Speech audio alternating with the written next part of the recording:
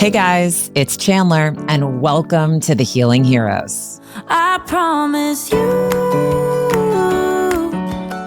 I'm Chandler Stroud, an executive, wife, and busy mom of two, who after years of living with anxiety, health struggles, and an unshakable feeling like I should be happier, made a profound discovery that changed everything. Join me on a journey where unexpected paths lead to healing and more happiness. On this show, we'll explore unconventional ways to unlock more joy in your own life with the help of my very own healers and trusted advisors, the Healing Heroes. Hey everyone, and welcome back to the Healing Heroes podcast. I'm your host, Chandler, and I'm so excited that you're with us today. Thank you for tuning in because we are currently in the midst of our Hero Highlight Series, which is a fun, special series that we are doing leading up to our first birthday this July to really help listeners get to know each of the heroes better so that you don't have to go back and listen to all of their episodes, but to also help our new listeners get to know these incredible healers better, one episode at a time.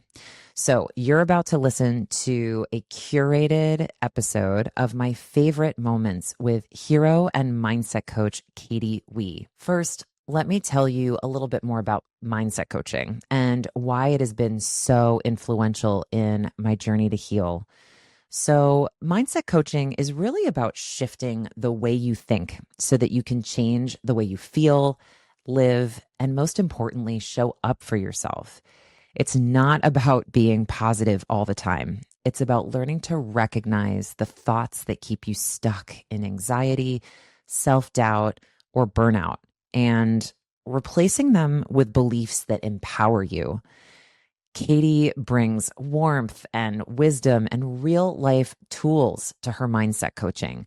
She helps you quiet that inner critic, reconnect with your worth, and believe in your power to create the life that you want. Through her coaching, you'll learn how to manifest with intention, love yourself more deeply, and feel calmer and more confident, even in the midst of chaos. Katie has played such an enormous role in my own healing journey, not just through our one-on-one coaching sessions, but now having gone to 3 of her happy camps in both Sedona and Mexico, I can honestly say that she is just such a gift to this world. And I have gotten something different from each touch point with her, all of which have helped me immensely. With respect to the coaching, I say this a lot on the show. We talk so much about showing up for ourselves in the present and going back and healing those past wounds, but we often overlook the importance of creating that vision for our future so that we're not living on autopilot. We actually have a destination. We have a plan or a goal, a feeling that we want to achieve, that we know we can take actions against making progress towards those goals. And so creating that vision and even just helping me see that vision was such a breakthrough. And Katie was able to do that in spades. And I'm just so grateful for having seen it because now I have a pretty good sense of where I'm going and what actions are going to take me in that direction and which ones aren't. So that's been a very powerful piece of my own journey.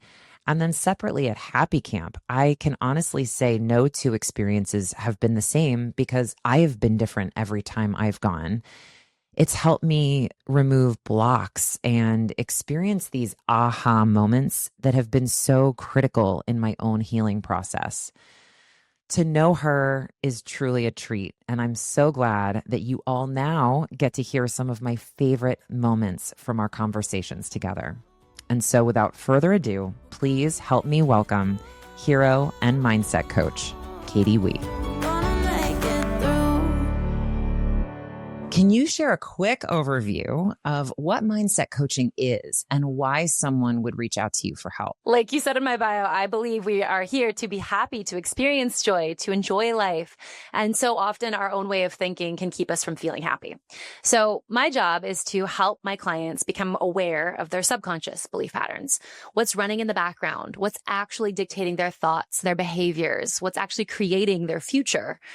so that they can actually look at those beliefs and go, okay, actually, maybe I want to modify this belief. Maybe I don't believe this belief anymore. Maybe this is outdated. It used to serve me. It's not me anymore. I didn't even really realize it was still in my mind. I didn't know I was still feeling that way from that time in my life. It's helping unpack a little bit of the way that we've interpreted our past, to look at how that's affecting our present, to understand how that's creating our future. Because most people don't want their same life just on repeat. They want more for their future than what they have experienced in their past. They want to be able to step into that amazing relationship, or start their company, or make more money, or find that perfect home, or to just feel happier than they've been used to feeling, or more fulfilled. And all of those things are so important. And I love reaching goals like that for myself. And I love helping my clients reach those goals too. So mindset coaching is a way to modify our way of thinking for our own highest benefit, so that the way we're thinking, which is very important, can actually serve us in creating the life we really want. I have to say, to your point, we think about what do we want in the future by way of like, where do I want to live? Like, do I want to be married? Do I want to have kids? What job do I want to have, right? I don't know that we go deeper than that and really think about like, what do I want to feel? What do I want my life to look like? And really bring that vision to life for ourselves. And until you and I started working together, that's something that no one ever really encouraged me to do or think about.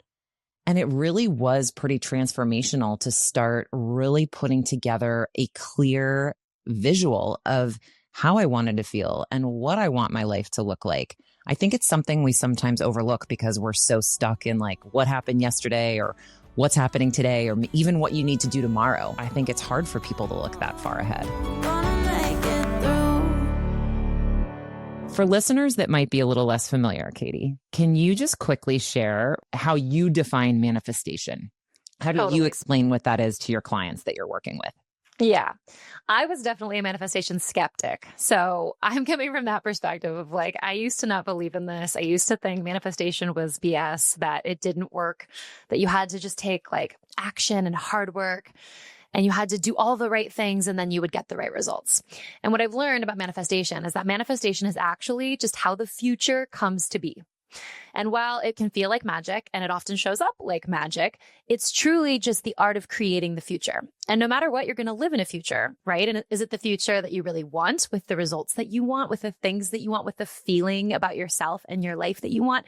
Or are you living in the future of like your worst nightmares, all the things you were hoping would happen that are happening? And we've all been there. Sometimes you're like, oh gosh, when it rains, it pours. Or are we somewhere in between? And most of us end up somewhere in between, where we're like, kind of, it's what I want, but like a lot of it's not really what I want. And I don't know how to make it exactly what I want. And we don't realize that the way that we think about ourselves, the way that we feel about ourselves, is affecting our ability to create the future that we want.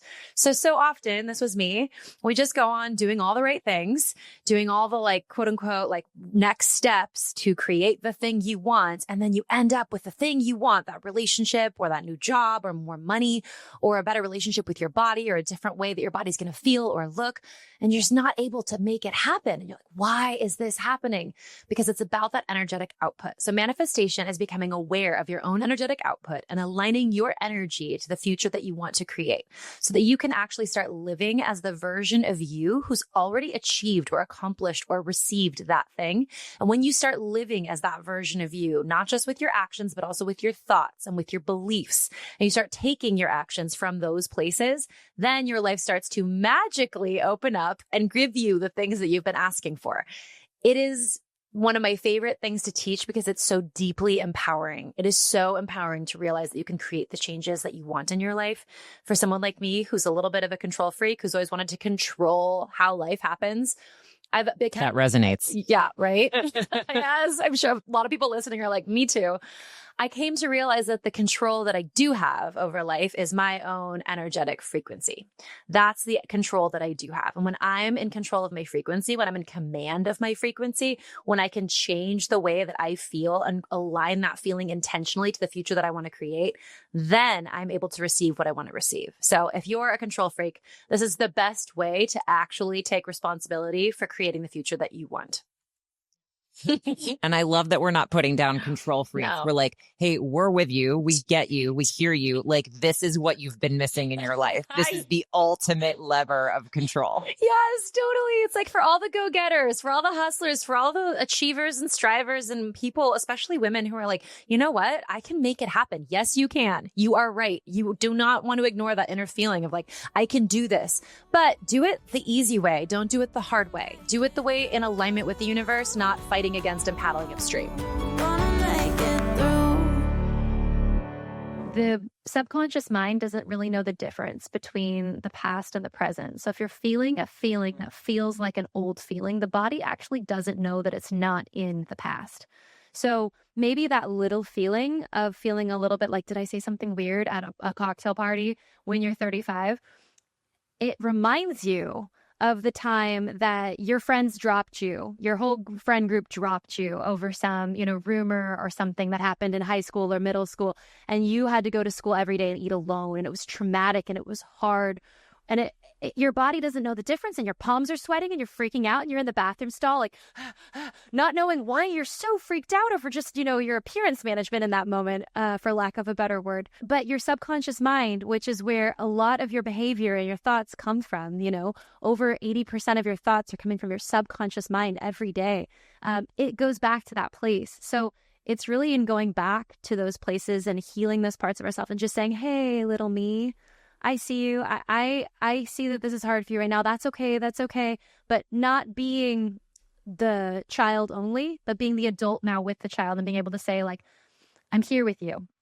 I get this is hard for you. I know this might not seem like a hard paper or a hard situation on paper, but this is hard for you right now, and that's okay. And having compassion for yourself rather than, what's wrong with me? Why am I feeling this way? Just being able to love yourself when you're having a hard moment. I think that's such an important takeaway. If you don't remember anything else from this entire conversation, just be kind to yourself and have that compassion in those moments. I think it's a really powerful piece of advice. So thank you, Katie. I love that. Life has been working for you this whole time. That belief of like, the universe has actually always been on my side. And I think when I was a little girl trying to process that kind of abuse, I felt like, no, the universe is not on my side. It just isn't. That's just what my brain had decided. And that was a limiting belief that became my reality. And that's what I saw everywhere. So every time something didn't work out for me, it was like confirmation. And every time I had to work really hard to create something and then I got it, it was like confirmation that I have to do it all myself. See, everything confirmed my belief. But what I've started to realize is that, life is not happening to us. It's happening for us. And if you're listening right now, you might be like, how the heck is that possible that sexual abuse could be happening for you? How could that be possible? And I look at my life and I realize, well, if I'd never been through, this will make me emotional. If I'd never been through what I'd been through, I would have never needed to go on the healing journey that I went on because it got too loud inside. It got too untenable. I had to start healing. And boy, was it a beautiful and it's not over. It'll never be fully over. But my healing journey was really hard at sometimes, but also so beautiful at sometimes.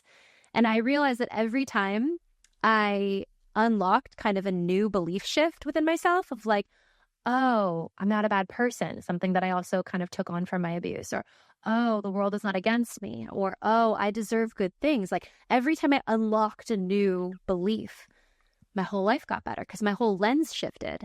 And I started to see that, like proof of that everywhere. And like somebody's like, oh, we made an extra matcha today. Here's, do you want it for free? And you're like, oh, my favorite drink for free. Like you start to see the things through the lens of like, things are always working out for me. Or, Billy, my fiance, like reaching out to me on Hinge, the dating app we met on. Totally plugging Hinge. Hinge, why don't you a sponsor? Reaching out to me and I see his beautiful face and I have this feeling of just like, I love this face. Like, oh, maybe I do deserve good things. This good person likes me and I'm a good person. Like maybe I do deserve good things. Every time I shifted my beliefs, my whole reality got better. My life got lighter. I got happier. More good things came in, like actual results of like love, my business, money, personal freedom inside my body, like feeling better. So I realized that healing was like addictive to me because every time I healed more, everything got better. I was like, oh, this is magic. Why is not everybody doing this? This is like the magical elixir. That's why I created Happy Camp. I was like, let's make healing cool. Let's make healing Mic normal. drop on that. I mean, yes, 1,000%. Yes, it is cool. It is fun. It can be so fun. Yes, it's hard and messy, but it can be so fun. And you do become addicted to it. I'm just going to lay it out there. I totally agree. Oh, it's the best thing to get addicted to because you just keep raising your vibration in your body and then your life gets better and better. And so if I hadn't gone on this whole healing journey, I wouldn't have gotten to the point where I thought, I have to share this. I feel like I unlocked the keys to the universe. I feel like I discovered some stuff that I have to teach people because so many people are miserable and we don't have to be that miserable. Like the suffering is optional. Not all of it, right? We're going to suffer to some extent no matter what. But can we utilize our suffering? Can we learn from our suffering and actually heal from it and make ourselves happier? As a result, make our lives more whole, ourselves more whole as a result of that healing. And so that healing journey brought me to create Happy Camp. Happy Camp is what brought me to have my private clients that I coach, including you. I have this life now where I get to do what I love all the time. And I became the version of me who's the most true me, because healing is also just shedding all the parts of ourselves that are not actually us. And the part of me that's the true me is the best me. And this version of me that's the best me attracted the perfect partner who's the match for the best me, rather than the people I was with in the past that were the match to the version of me I was at the time that was not very healed. So, long story short, I love my life now, and I wouldn't be here if it weren't for what happened. So you can't hate the situations, the circumstances that shaped you, and love who you are at the same time. And I love who I am. So therefore, I accept and I appreciate and understand that those circumstances shaped me into being exactly who I was meant to be.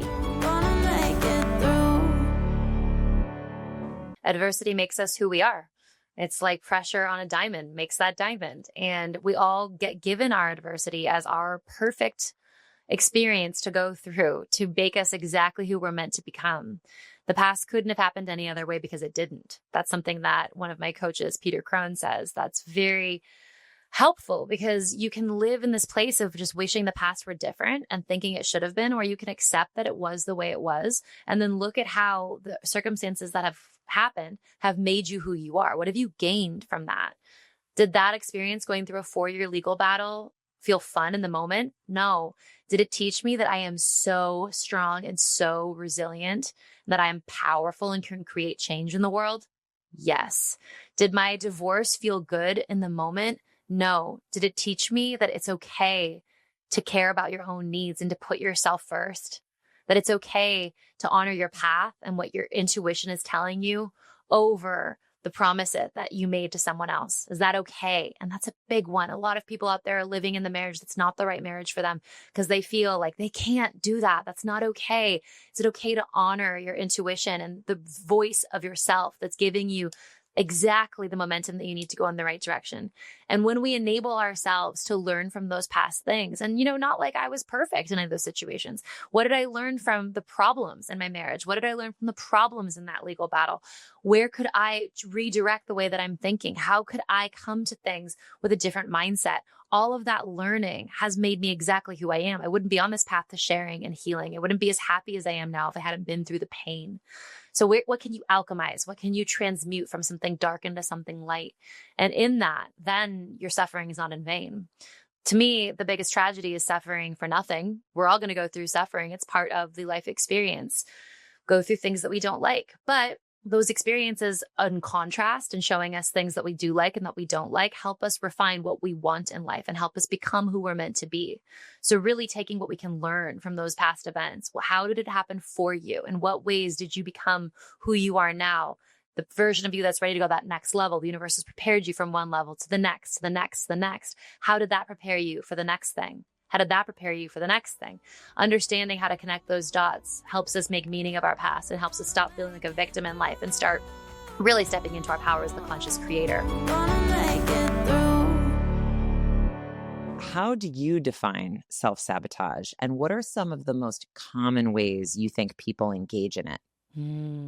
The way I define self-sabotage is when someone's mindset perceives what they truly want as unsafe. And so they will pull themselves back from being able to achieve it. They will not allow the things that would make that possible to really happen.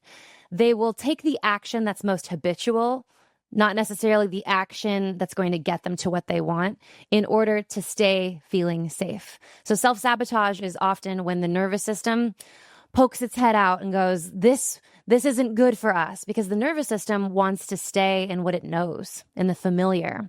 So even though it might not be fun to be single and to feel lonely and to feel kind of unloved and like you don't have what you want, if you've been that way for a really long time, your nervous system is really comfortable with just you being the one who has access to your heart. It's scary to open up your heart. So even if your goal is, I want to find a partner, if your nervous system is so comfortable in it's just me and letting someone else in is terrifying, then you'll self-sabotage whenever you have the opportunity to get close to somebody, whenever it gets to that point where you're going to need to open your heart a little bit. So you won't be able to connect to that thing that you want because you're going to feel more comfortable in being where you don't want to be. And so that's when the conscious mind and the subconscious mind sort of become at odds, and we make it impossible for ourselves to achieve what we want because a deeper part of us feels safer being in this place that we quote unquote don't want to be. What's one piece of advice you'd give someone who is just realizing that they've been self-sabotaging themselves, but maybe feels overwhelmed about making changes in their life? Start small. If you have one moment today where you choose differently, you choose a different thought, you really take responsibility for that second thought, you've won. You've become the creator of your own experience because you're no longer on automatic programming. You're choosing the way that you're moving. Start small. Do it one time today where, dinner, you're cooking and you said dinner was going to be on the table at 7:30 and it's 7:30 and you're not done. And you're like, I'm such a failure. This always happens to me. Oh, second thought, it's not a big deal. I'm doing great. This dinner's going to be wonderful. And then when you're sitting at the table at 7:45 and everyone's loving the dinner and you're loving the dinner and it truly isn't a big deal for anyone, you're there enjoying that meal rather than being like, I'm sorry that it wasn't on the table at 7:30 and just a long day and frustrated and had a hard day at work. You're in a good vibe because you're not justifying, some perceived mistake, which is often the energy we end up in when we're blaming ourselves, right? Then we end up justifying and we bring our energy down, down, down, down, down. It's like, just roll with it. Just choose the second thought today that's more supportive, more kind to you. And when you do that once, you start to realize, oh, wow, I just changed my mood. I went from potentially feeling mad and angry at myself to good and relaxed and happy. I kept this good feeling going. How powerful are you? If you can change your state by changing your thoughts, you are incredible. So be proud of yourself. Do it once today. Do it once tomorrow. And as you start to do it, you get addicted to it because you realize that you can manipulate the way you feel in your life based on the way you think. And when you start to take that control of being the one who decides, you're like a thought bouncer. You're like, that one, nope. This one, yeah. Like you come in, it's like that scene in Knocked Up, You need a t-shirt that says thought bouncer. That's a great idea. Yeah. You really should. Yeah. It's like that. I love that phrase. Yeah. A thought bouncer. That's exactly what we need to do for yes. ourselves. Just be a thought bouncer because what goes in there is going to marinate into that subconscious mind of yours. Water that beautiful garden, plant seeds of intention in a positive direction, and then water those thoughts. And the more you do that, the more you create a countercurrent of energy within your consciousness, within your being. You start to feel better. You start to achieve your goals. Things start to happen more naturally because just like the subconscious mind can be a place that automatically puts into action negative behaviors, it can also be a place that automatically puts into action positive behaviors. And then before you know it, you've created a business. You're married. You're sitting in more money. You're happier. This is absolutely what's happened in my life. This is what's happened in my clients' life. This is what happens in the people who come to Happy Camp's lives. It's so awesome to see people get on their own team and then start creating the life they actually want to be living. And you can 100% do that. Just start small. Katie, what has been the most surprising thing you've learned about people in your journey to heal others? That so many of us are comfortable being uncomfortable. That our state of being, what we get used to, how we get used to feeling, is often comprised of emotions that we don't like.